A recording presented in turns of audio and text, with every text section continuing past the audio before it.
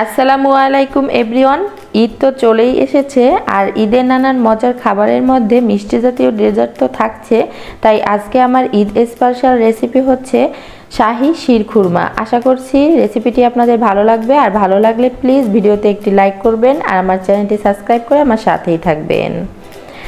এখানে শির খুরমা রান্না করার জন্য আমি খেজুর নিয়েছি 8টা 10টার মতো খেজুর আমি ছোট ছোট করে কেটে নিয়েছি। আর এখানে কাজু বাদাম আর পেস্তা বাদাম পেস্ট করে নিয়েছি। আর এখানে আছে 1 কাপ গুঁড়ো দুধ আর কিছুটা জাফরান, আর নিয়েছি ঘি। আর এখানে নিয়েছি বাদাম। এখানে আমি কাজু বাদাম কুচি করে কেটে নিয়েছি, আর নিয়েছি কাঠবাদাম কুচি আর পেস্তা বাদাম আর চীনা বাদাম আর কিছুটা কিশমিশ, আর নিয়েছি কনডেন্স মিল্ক। এখানে নিয়েছি 1 কাপ সেমাই। এবার এই শির খুরমাটা রান্না করার জন্য একটা হাঁড়িতে 1 চামচ ঘি দিয়েছি। ঘিটা গরম করে সেই বাদাম কুচিগুলো ভেজে নিব।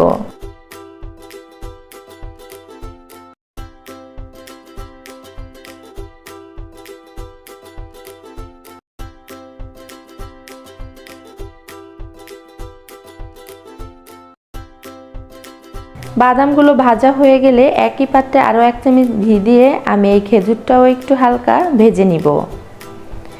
এরপর ওই পাত্রের মধ্যে আরও কিছুটা ঘি দিয়ে আমি সিমাইটাকে একটু লালচে করে ভেজে নিব।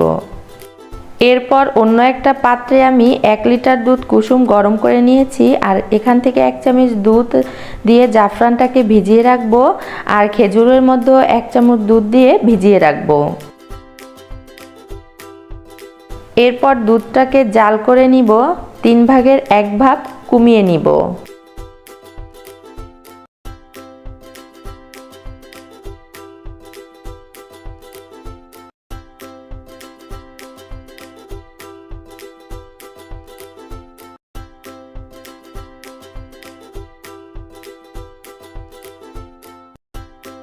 এখন এখানে দিয়ে দিব গুঁড়ো দুধ। গুঁড়ো দুধটাকে আমি একটু পানি দিয়ে গুলে নিয়েছি, আর দিয়ে দিলাম কনডেন্স মিল্ক আর সেই জাফরান ভিজানো দুধটা।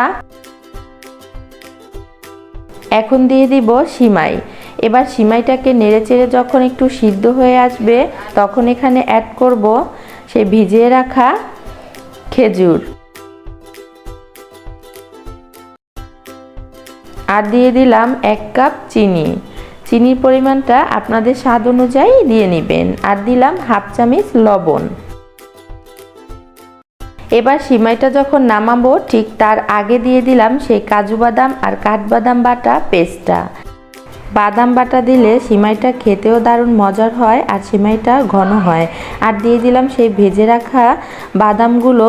আর নামানোর আগে দিয়ে দিব এলাচ পাউডার। আমার কাছে এলাচ পাউডার ছিল না, তাই আমি এলাচ গুঁড়ো করে দিয়ে দিয়েছি। এবার নেড়েচেড়ে নামিয়ে নিব।